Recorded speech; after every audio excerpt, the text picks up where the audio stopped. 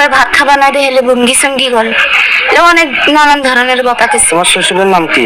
আব্দুল রাজ্জাক বিট্টু।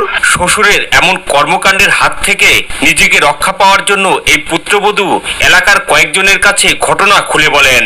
আমি আমার শাশুড়ি কইছি দিত, আমার শাসন করলো না, এখন তো আমার দুই একজনের জানা নেই রুচি, ফিউজি পরিবর্তে যে আমাকে ধরবে, আমি যদি ফির কই যে আমার সাথে দুই আরো ইন্ডিয়া করছে, ফির পরিবর্তে করবো, গ্রামের লোকই করবে, তো তুমি তো আগে জানালে না। এলাকাবাসী জানান, এই ঘটনা জানাজানি হলে নির্যাতনের শিকার হওয়া এই পুত্রবধূ উল্টো তার স্বামী তার উপরই শারীরিক ও মানসিক নির্যাতন চালায়।